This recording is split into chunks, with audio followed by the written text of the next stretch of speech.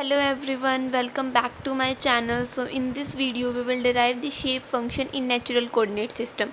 So previous video में हमने shape function derive किया था in local coordinate system. So इस वीडियो में हम shape function derive करेंगे natural coordinate system.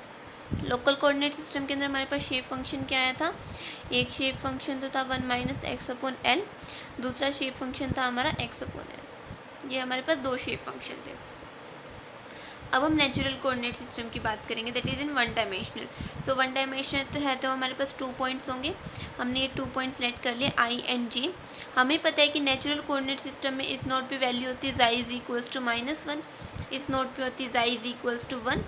ये कोई भी हमारा पॉइंट पी है और यहाँ पे हमारे पास है जाई इज इक्वल्स टू 0. ये डिस्टेंस हमारी जाई है, ये हमारी डिस्प्लेसमेंट यू आई है, ये हमारी यू जी है.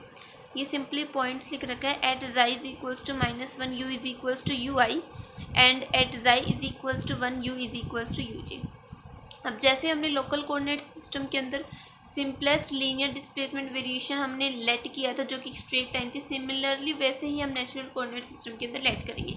क्योंकि ये वन डायमेंशनल है तो हम लेट करेंगे y is equals to M X plus C, that is the straight line. अब यहाँ पे हम u वेरिएबल यूज़ करेंगे, u is equals to M जाई प्लस सी. एक्स को हम रिप्लेस कर देंगे जाई से, बिकॉज हमारे पास यहाँ वेरिएबल जाई है. अब हमें पता है कि m क्या होता है, हमारा स्लोप होता है. और स्लोप का फॉर्मूला क्या होता है, m is equals to y2 minus y1 upon में x2 माइनस x1. अब हम क्या करेंगे, इस स्लोप के फॉर्मूले से बाउंड्री कंडीशन अप्लाई करेंगे, लाइक y2 माइनस y1. आप यहाँ पे देखिए y2 मीन्स यहाँ पे uj, y1 means ui means uj minus ui, x2 minus x1, this point minus this means 2, 1 minus -1 is equals to 2. सो यहाँ पे हमारे पास 2 आ जाएगा. तो स्लोप की वैल्यू आ गई हमारे पास m is equals to uj minus ui upon में 2.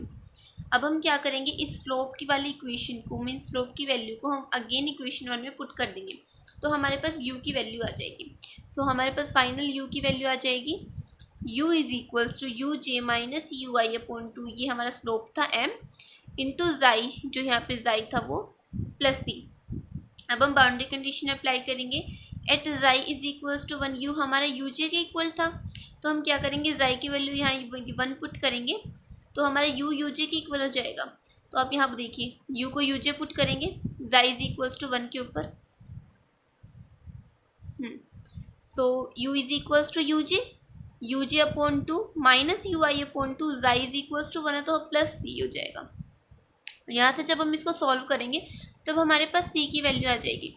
सी की वैल्यू आएगी you J plus you I upon में 2, ये हमारे पास सी की वैल्यू आ जाएगी. अब हम इस सी की वैल्यू को अगेन इक्वेशन में पुट करेंगे, दिस इक्वेशन में, तो हमारे पास दो इसके वो आ जाएंगे, शेप फंक्शन आ जाएंगे.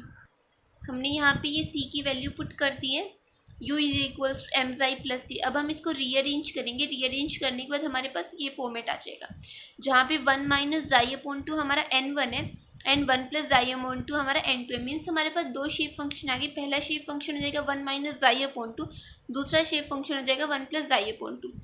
ये शेप फंक्शन आई है natural coordinate system in one dimension. तो अगर कोई हमसे पूछे कि shape function in local coordinate system in one dimensional, तो वो हो जाएगा हमारा 1 minus x upon L, second x upon L. और कोई हमसे पूछे shape function in natural coordinate system in one dimension, तो फर्स्ट शेप फंक्शन हो जाएगा 1 माइनस जाई अपॉन 2 और सेकेंड शेप फंक्शन हो जाएगा 1 प्लस जाई अपॉन 2. इसको हम ऐसे भी लिख सकते हैं U is equals to n1 U plus n2 जी. ये तो सिंपल जनरल फॉर्म है. हमारे पास यहाँ पे टोटल शेप फंक्शन कितने आए हैं 2, और हमारे पास टोटल नंबर ऑफ नोड्स कितने थे 2. तो means total number of nodes is equals to the total number of shape function. तो फाइनली ये दोनों हमारे पास शेप फंक्शन आ गए नेचुरल कोऑर्डिनेट सिस्टम के अंदर. Thank you.